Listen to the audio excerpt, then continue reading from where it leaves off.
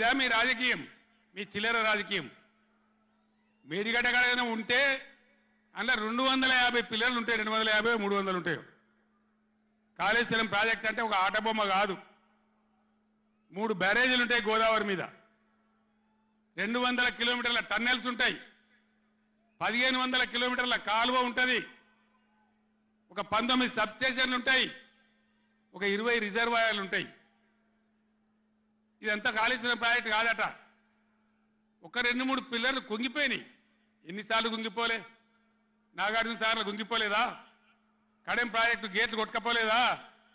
మొన్నటిదాకా మూసీ ప్రాజెక్టు గేట్లు చక్కగా ఉండేదా? కొట్టుకపోలేదా?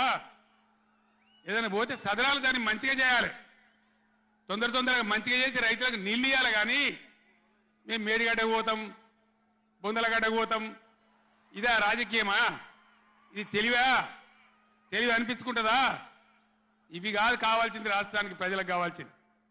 ఓ లోడొచ్చో వాళ్ళు గెలవచ్చు, ఎవరికి శాశ్వతం కాదు.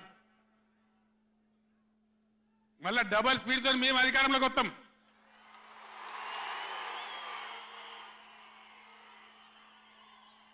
అప్పుడు మేం గిట్లే మాట్లాడన్నా, ఈ పద్ధతి అనుసరించానా?